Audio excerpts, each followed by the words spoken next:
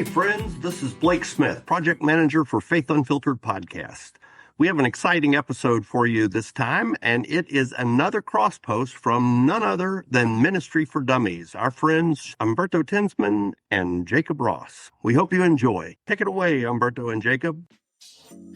Welcome to Ministry for Dummies, a Community of Christ podcast hosted by Field 5 in Community of Christ. All are welcomed here, and the stories and opinions that are shared here are a part of our story and do not necessarily reflect the official position of Community of Christ. Field 5. Field 5, because I realized like way too long ago, like the Southern USA mission field is not really a thing anymore. Like now we're like Field 1 and Field 2, and like the Grande Mission Center and Heart of Texas are like part of Field 5. So Field 5 updated. We're here. Now. We're Field 5. Part of Field 5 in Coastal Bend. Are you Coastal Bend? Oh, dang it, Jacob. You ruin everything. I think you are. Hold on. Probably, right? It would make sense. I'm honestly not going to look for it because I'm scared I will delete that's something. Fine. But we'll just say Field 5. We'll just say Field 5. That's fine. Well, nobody's going to fact check us or be insulted. Exactly. It's okay. No, actually, you're part of Field 4.5, not part of Field 5, really. And we don't care about that person's opinion. Exactly. All righty. Hey, welcome, dear listeners. It has been a very long time since our last episode of Ministry for Dummies. Months, right?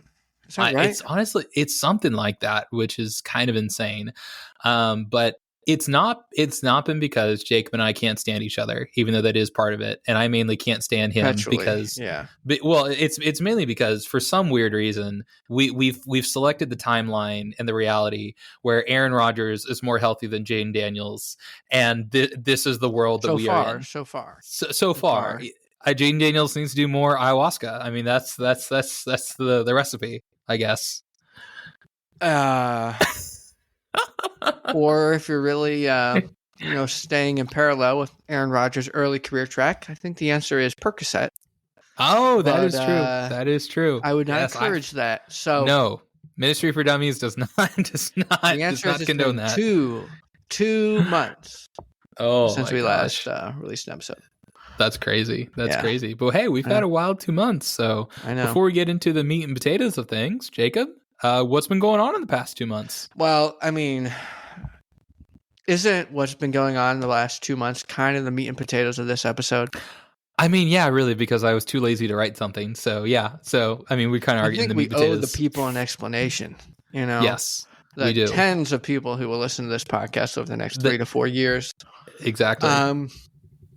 Man, where to start? I'll start chronologically from the last time we released an episode. I started a new job. I think we talked about that, maybe. Yes. Yeah, we did. A new job. Part of that job involved going to Kenya for 2 weeks in August. In addition to that, I started my Master's of Business Administration. Woo, Masters! I know, yeah. At Rice University here in Houston. If you're wondering, why did I go get my Master's? It was because when I was a kid, my mom got her PhD and Master's while I was in elementary through high school. And I told her when she graduated that after watching her do that, I would never, ever go to graduate school. And as a result, the universe punished me. And God said, no, you will learn from your callous words. You will learn today. Again, are worthy of your respect. They're not just nerds. I mean, sometimes they are. Some people go back to, just put that out there. Anyways. I mean, as someone who has the honor of not just having one, but 2 diplomas from the One True University, Graceland University. The One True University, I'm dead. That's a shout out to my brother-in-law, Zach Grover. He said that one time at a dinner, and it did kill me for about 5 minutes. Anyways, yes, for someone who did get their master's program, and unlike some people, what was a true try hard, I just went straight into it. I mean, you learn a lot of things, you read a lot of books, and I mean, so like for those listeners who've never been through a master's program but have been through an undergraduate, My experience, it is not any more difficult than like your undergraduate. The only difference really is that most times the difficult part comes from that you're having to balance a job while you are doing said master's program, and that is always wildly fun. I say that with so much sarcasm in my voice, it's not even funny. So yeah, that's a fair assessment. I mean, I'm like 5 courses into my master's program so far. So I'm doing it in the evenings. So I am balancing it with work. And I would say, yeah, it's really similar in content difficulty to classes I took in undergrad that are upper level undergrad classes at this point. Yes. Yeah. You know, it's just a smaller group, getting more is expected of you in terms of class participation and insight. But if you're an engaged student, it should be pretty easy. But yeah, the time management part, I mean, you know, before we started recording, we were talking about this, but in my program, you get assigned a core team for while you're in. It started with 5 people. My team did. We're already down to 3. We're the only group in our section who has lost people. And somehow we've lost 2. There are 115 people in my cohort, 2 sections. They're the only people who have left. So what you're saying is, Jacob, 1 out of 20 that it would happen to our group. So that's a 5% chance. And then 1 out of 20 again. So that's like less than 1% chance that only 2 people to leave out of 115 people would be from our group. I don't know. I haven't taken stats yet, but I'm pretty confident that my factorial I'm pretty math confident in those correct. numbers. It's somewhere in there. It's a really low number. So that was definitely a non-ideal thing to find out today because, you know, the work you're assigned is work expected of 5. Mm-hmm. And now we have to do work expected of 5 with 3 people. So that's going to be a lot of work for us, but we'll see what Rice can do for us. Maybe poach a member from someone. But anyways, so that's part of my program. Yeah, how do you want to approach discussing my trip to Kenya? How do you want to structure this? I don't want to narrate it, so I'm narrating. Okay. Yeah, I was gonna say. Here's the deal. So let's start with some basics. Jacob, why did you go to Kenya? So we'll make it an interview. I'll just ask you questions about Africa. There you go. So Jacob, why did you go to Kenya? All right. Yeah. So the job that I work at now is a company called Onsite ICF. You can find us on LinkedIn or Facebook, or go to our website www.onsite-icf.com. Very easy to find it. Maybe we can link it in the show notes or something. You can see what the work we do. You can go to my personal LinkedIn page, Jacob Ross on LinkedIn, and find my LinkedIn posts, pictures of some of the people who I met. But we operate in Kenya and Colombia and also the United States. We build affordable housing. We basically use foam Lego blocks that we fill with concrete to form lightweight, affordable structures. We build in half the time of stone, which is predominantly used in Kenya. Half the time of stone and 20% less cost. So, you do the math on all that, and it comes out ahead. We build affordable housing, basically, and schools, churches, warehouses, all that. So I went to Kenya to meet our team there and,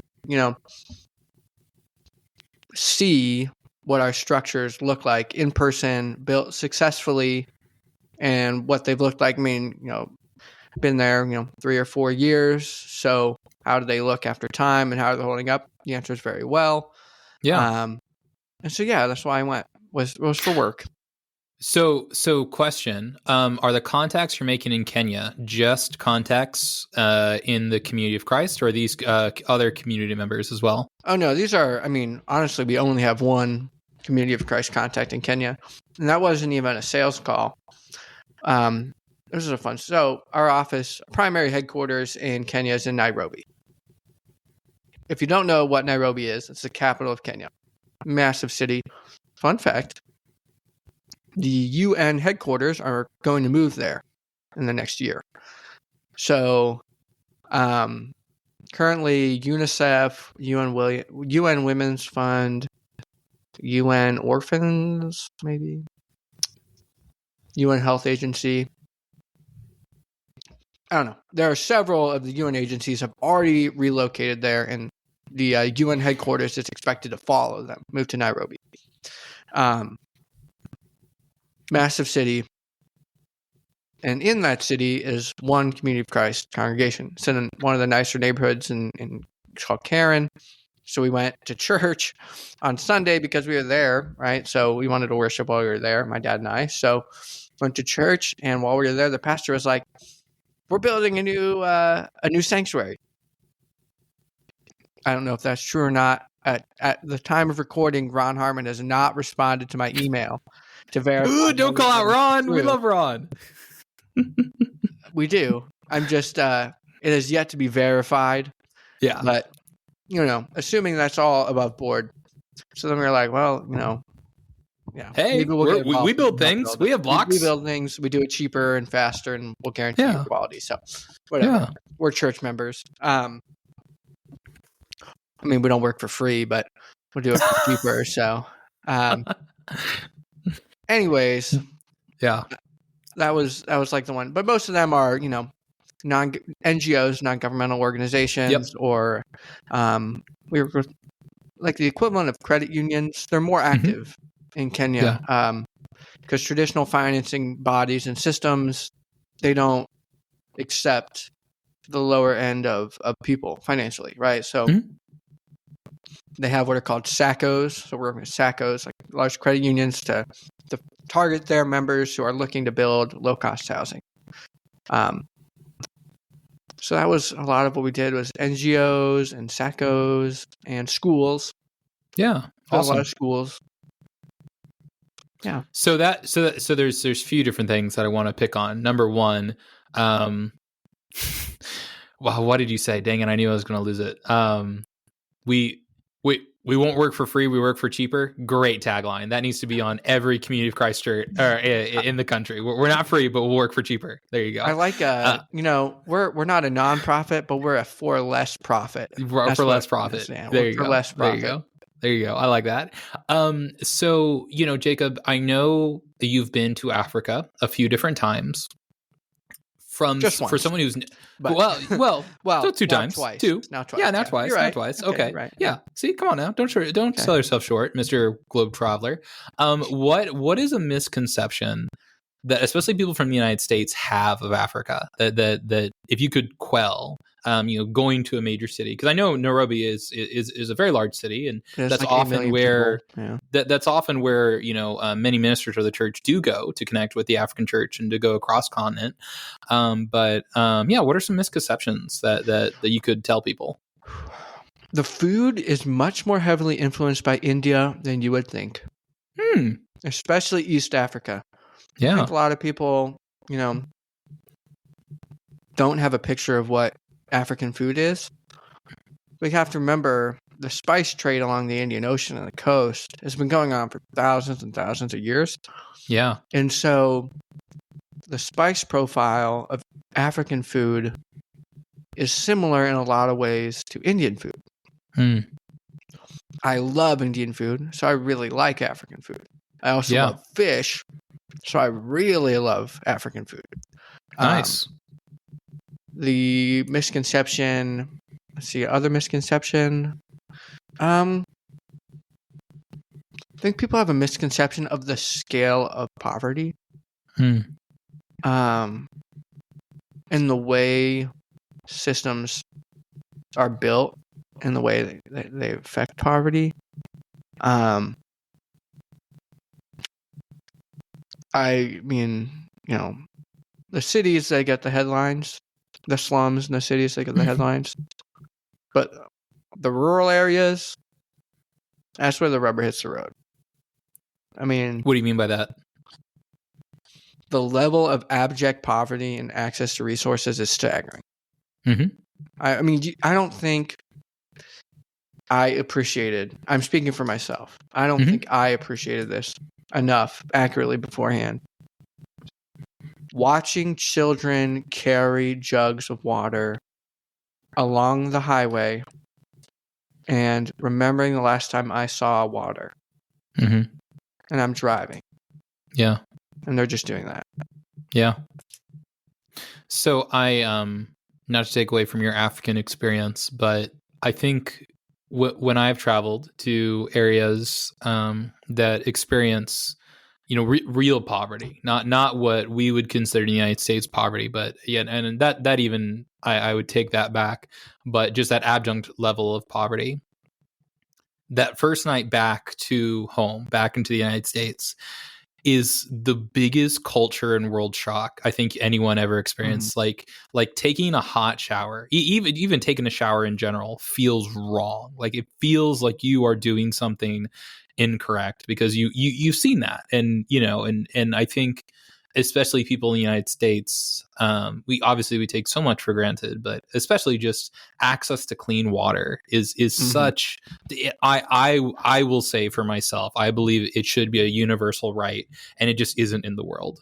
Yeah, and that's a big focus of World Bank in Kenya is access to water. One of the platforms the government ran on was water to every person by 2030, and so they want to make it less than a 5-kilometer walk for people to access water. Yeah. Which is still crazy. I say, adjust that for our Americans. Crazy. Yeah. 5K, 3.1 miles. Yeah, there you go. Which is not, that's a long way, but that's like an hour. Yeah.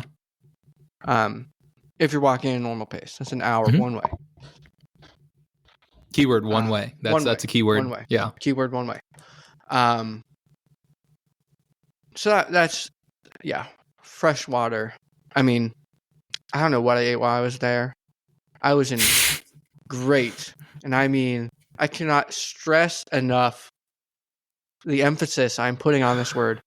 I was in great gastrointestinal distress the entire time I was there.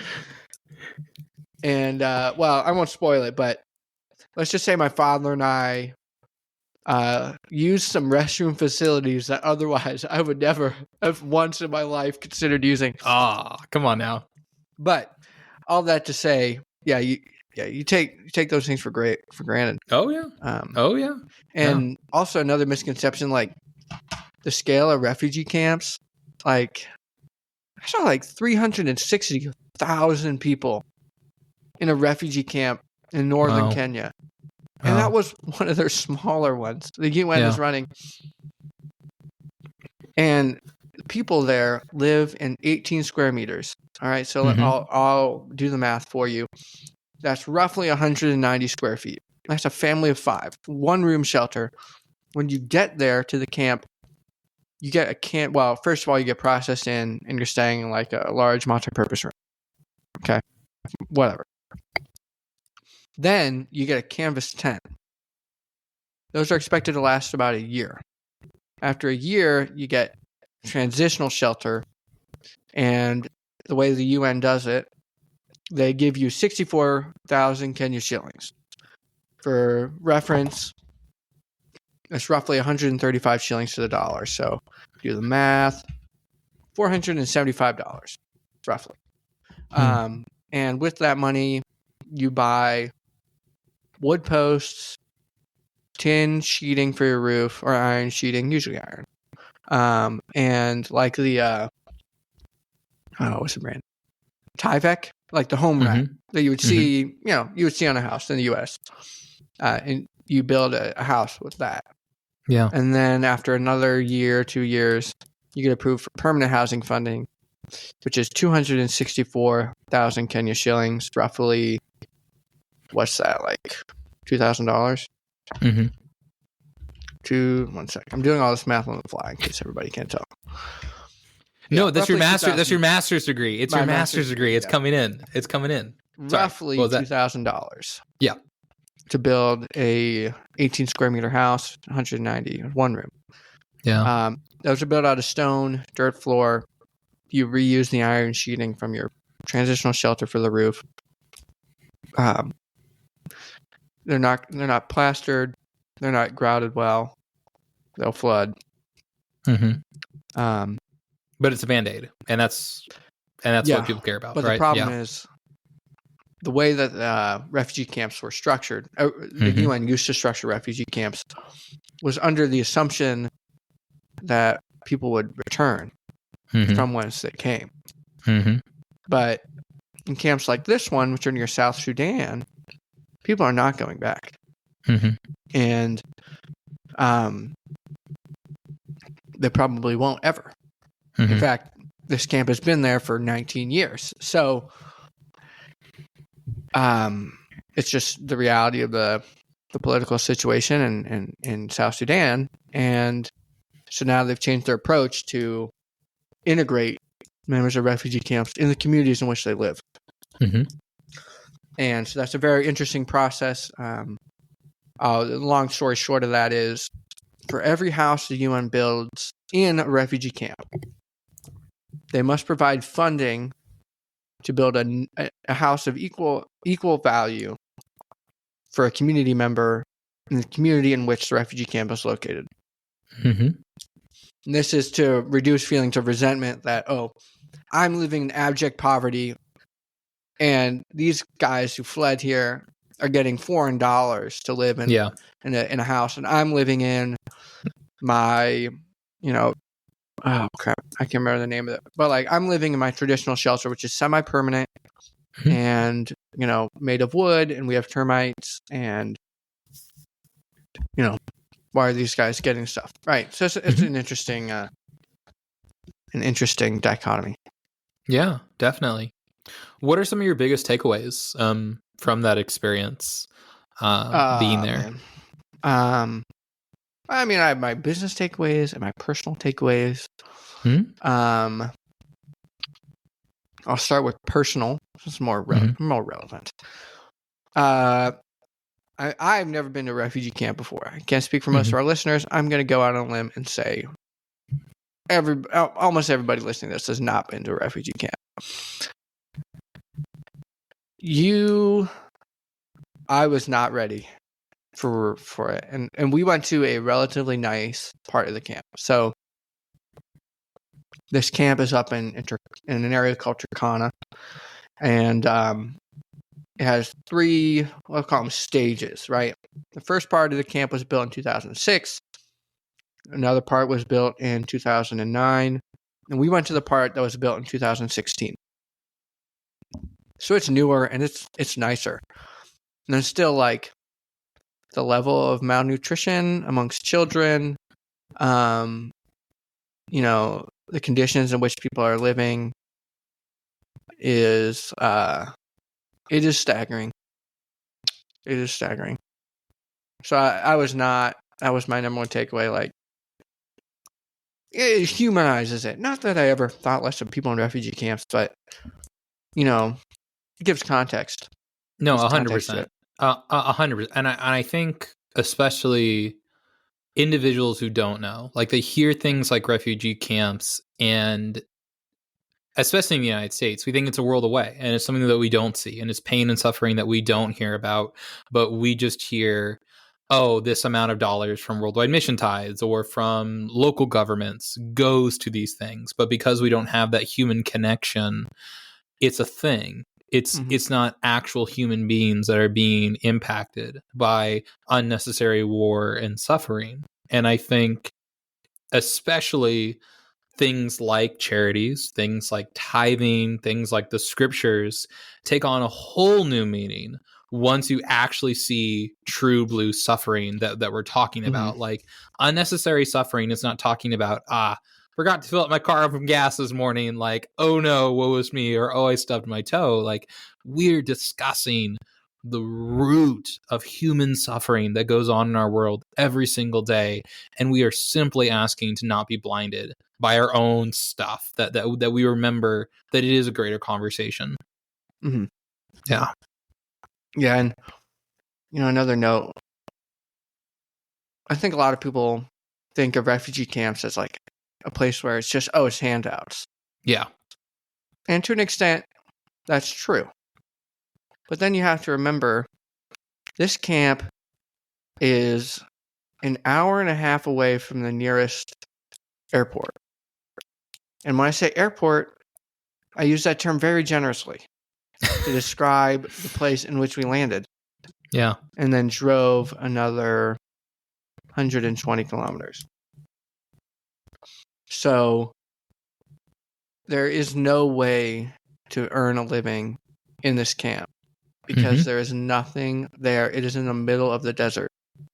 You can't grow crops. You can't domesticate animals because there's not enough water. There's not enough grass for them to eat. You cannot, effectively manufacture things. You have nothing. And people are willing to drop everything they have and everywhere they know, because living in the middle of nowhere with absolutely nothing is superior to living in the place they used to call home. Mm-hmm. And if that's a handout, and you think that's a handout and that's a bad thing, or it's an easy thing, I would thing, encourage you to read a very famous book called The Bible, in which Jesus notoriously feeds a lot of people for free. And he calls it a miracle, which is usually a word referred to something nice. So maybe we should all reframe our understanding of that word. 100%. So that's my takeaway. That's another takeaway for me. Jesus fed the 5,000. And another example, okay, there's schools there because there's a ton of children. Because who are the most likely people to flee? Are people who don't want their kids to die. So it's young parents without their support system because their parents stayed in South Sudan. This is where I've lived all my life. I'm going to stay here. They don't want their children to be raised there. There's a school that we visited that USAID started building. It's a $50,000 project. It is $15,000 away from being completed, but because the aid was halted, it was not finished. So there's just a school that's like almost done. And I don't know. We'll see. We're working at the UNHCR. We may finish the school. We'll see. But it's stupid. So it's wasteful. Well, and that's a great segue, Jacob, for those who are listening to this and their hearts have been moved, maybe in ways they haven't been before, how can they support the work that you're doing and the work that others are doing in those areas? Yeah, well, let's revisit my earlier point. We're not a nonprofit, so the things we do are not tax deductible. That being said, we do work with several nonprofit organizations. We are probably going to do a fundraiser for finishing that school. It's a UN refugee camp, so there's a lot of red tape to get through, but we do projects with the UNHCR, so we have contacts and try and finish it. But so stay posted. You'll probably see that if you follow me on Facebook or social media. We'll probably post about that. Hopefully we get the approval to do that. We work with several phenomenal nonprofit organizations. I'll spotlight one because they're kind of one of our favorites. They're called NYANM, NYANAM International. They're a fascinating organization that does community-based outreach and organizational support, I guess, for groups of widows who are traditionally very, very marginalized community in Kenya because people blame widows for everything. So they work with widows and we build houses and water collection systems for them. So we'll probably do some fundraising for them in the U.S. as well. But that's how I would encourage people to, and just kind of interact with the stuff that we do, right? Like, we want to increase the level of support that we provide from our domestic in the U.S. base to our organizations in the field.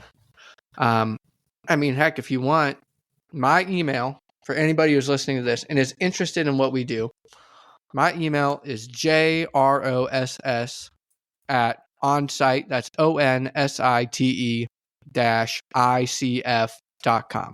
That's jross at onsite-icf.com. You can email me, and I will get us set up to, I can get you some of our material, and also we can, if you would like to support building a building over there, I'll give you, it costs about $5,000 to build a 3-room house for us. And then I caught $10,000 to build a house, 1 bed, 1 bath, and a kitchen.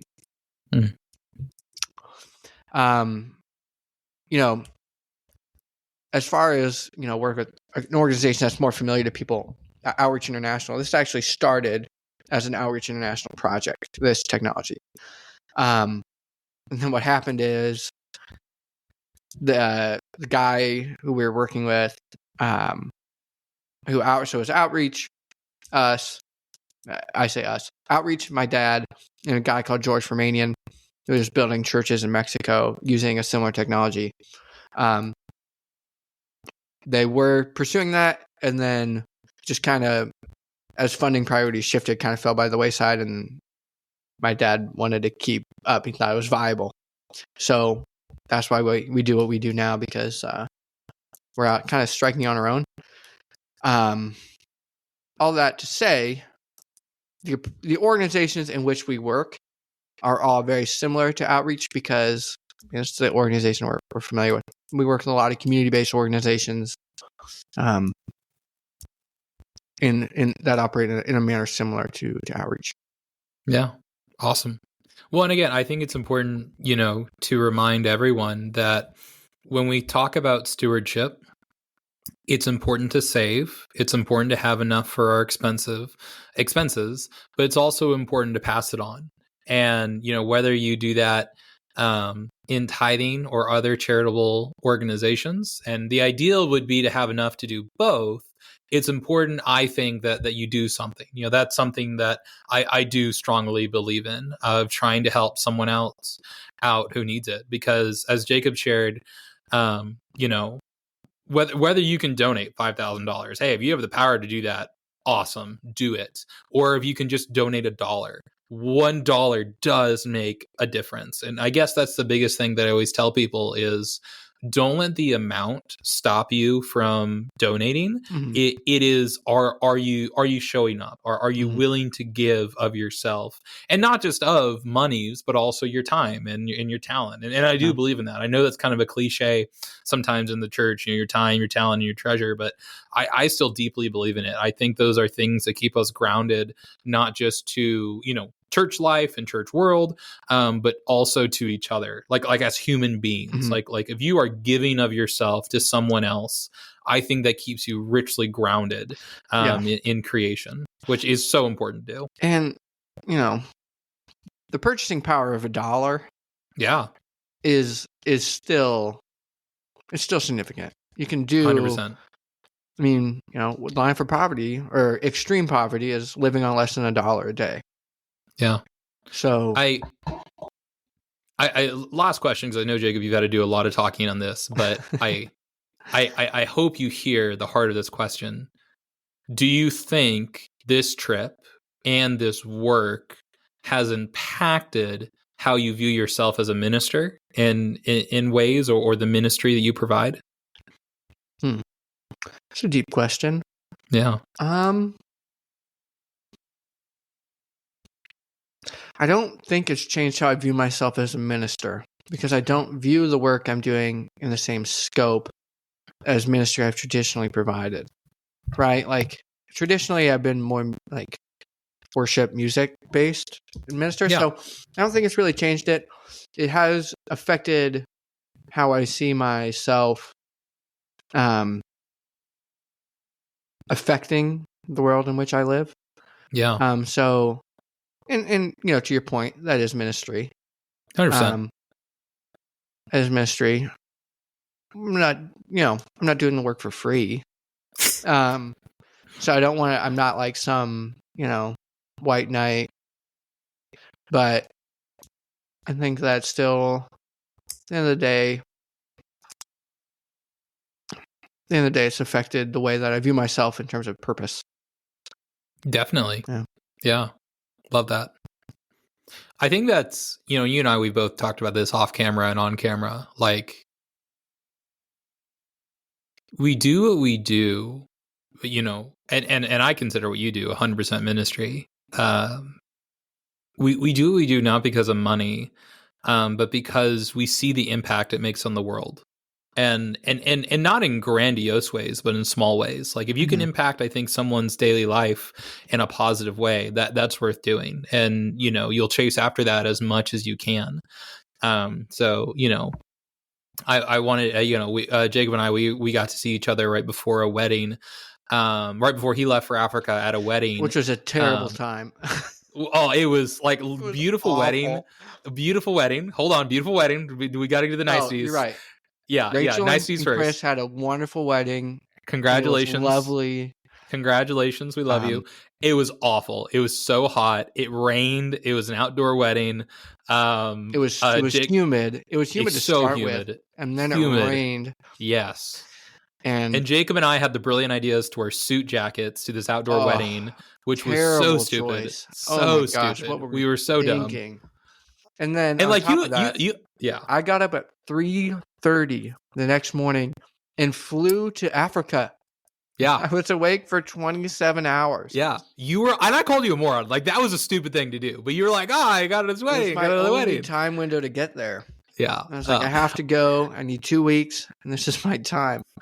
And so I didn't want to take up your time, because I knew you had very limited time. But when people ask me about guest ministry, what I tell people who are like experiencing it or going to experience it for the first time, the best and the worst parts of the ministry are the 15 minutes before you leave and the 15 minutes when you're getting back home. Because when you're leaving, you're so excited, and it's not just traveling. It's like you're part of something really cool and something definitely sacred.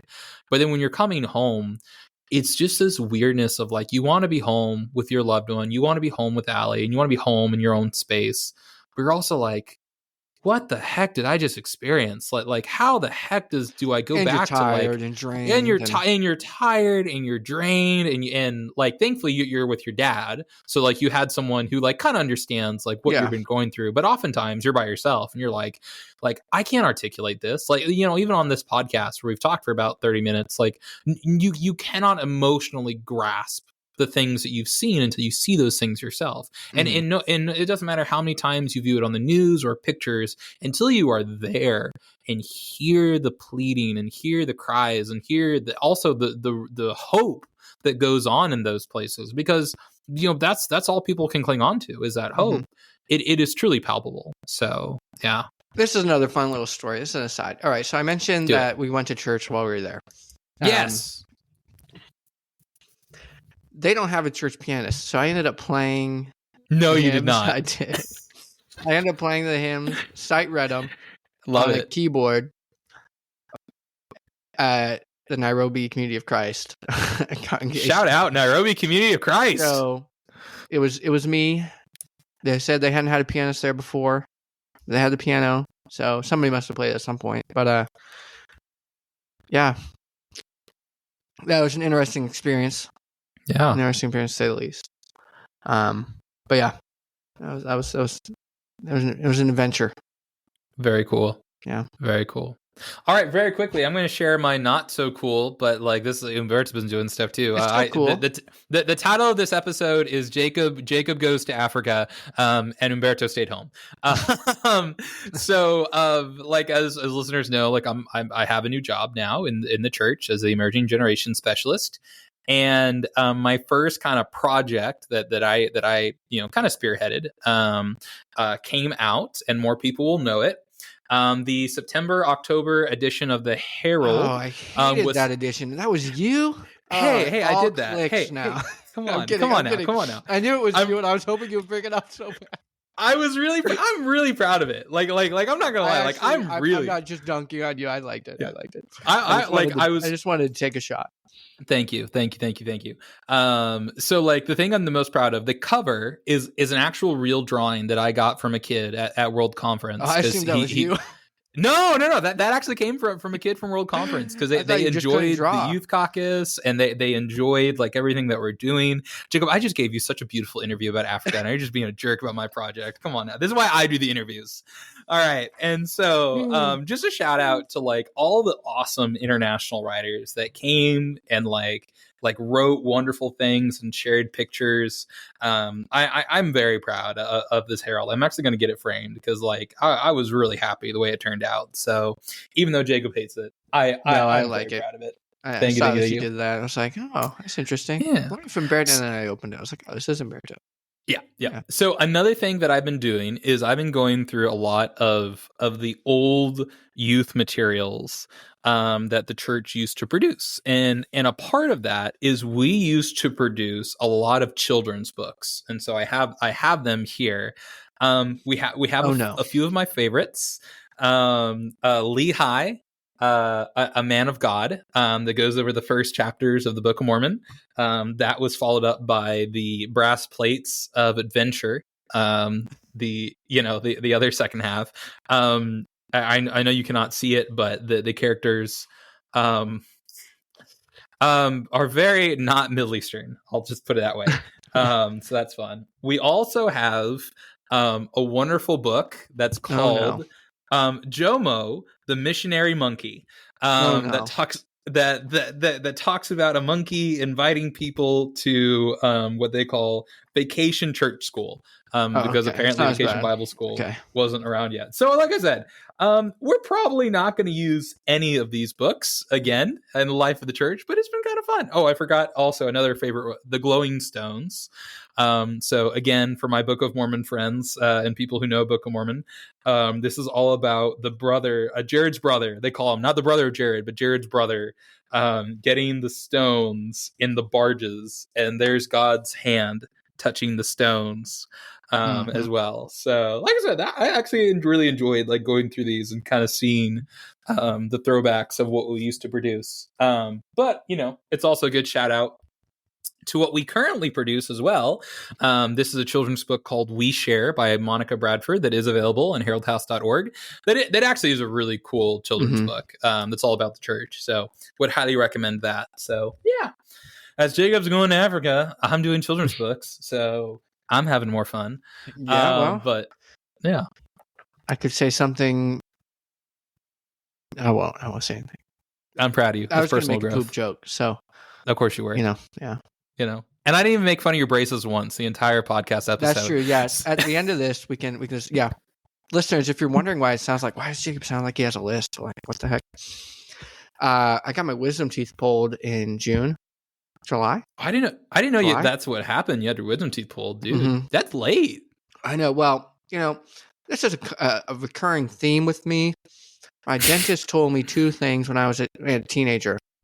You don't need to have braces, but it would help you. I've heard, of course, I don't need them. I'm not going to get braces. Yeah. He also said, you don't need your wisdom teeth pulled, but maybe someday. Well, maybe someday happened. Up. I was like, someday Don showed up. And my dentist now in Houston was like, you need to have these out. If you don't get them out in the next 2 months, you may get an infection in them. They have to come out. Yeah. Got them pulled, which was an experience in of itself. I didn't have to go under. They just gave me a local anesthetic. And also my dentist in Houston told me, your teeth are packed and your bite is bad, and the way you chew will probably give you TMJ. Yeah. So you need braces or you're going to have TMJ. And I said, I really don't want TMJ, and he didn't give me an out, so I had to get braces. So yeah. So very jealous. And this is the reason I'm jealous. I was also jealous. Well, I was supposed to get braces, and then a little thing called the 2008 financial crash happened. And so I didn't get braces. I did get my wisdom teeth removed, but I do have TMJ. So like my jaw will sometimes like lock into place or will slip out of place, and it is awful. So yes, you do not want that. And so, yeah, well, hey, that's a whole new journey. I will say, having braces as an adult, can't beat it for a diet. You just can't. You can't eat anything that's bad. Anything I like that's bad for me, basically out. You can't have crunchy food. You can't have caramel. So like, no chips, no ice cream with stuff in it. It's like, what's the point of you eating ice cream if you can't have? Like, honestly, exactly. Yeah. So wild. Yeah. Well, hey. Well, thank you, Jacob, for sharing your experience. And, absolutely. Yeah, that's awesome stuff. I'm glad that you are home safe, but so excited to hear more about what you're going to be doing in your new role. And I'm sure we'll talk about it more. Oh yeah, definitely. 100%, as is our propensity. Yes. Well, do you have anything else? That is it. All right. So we did get a couple questions or comments. When is your next episode? That's a good question. It's right now. So you're listening to it. Congratulations. You're welcome. Answered it. Yeah, asked and answered, Your Honor. But to answer like the truth of that question, we're going to try and record every 3 weeks. So more often than once a month, not every other week. We're both busy. I have school. I have work. Humberto has guest ministry and all these other crazy like evening work. You're basically a free consultant for like every congregation that needs somebody who's young. So, address that envelope to Worldwide Mission Ties next time and really help out. Compensate. I mean, I will say, yeah. The complaints and requests, you get moved to the top of the pile if you put in like a $100 check towards youth ministries. I'm just saying, write your complaint on the back of a $20 bill. That's the best way to do it. I guarantee that note will be read. Please, that's a joke. Don't get Humberto fired. Now, speaking as a church financial officer, if you want to complain to me, put it on the back of a $50 bill. Put it in a World Church presented tithing envelope. Drop that bad boy in the Northwest Houston tithing plate, and I will personally read your request written on the back of a $50 bill. And we'll respond. No problem. And we'll respond. Yeah. Any question that is like PG or lower. So yeah, just expect new episodes like every 3 weeks on Wednesday or Thursday. Yeah. So, yeah. Well, I think that's all.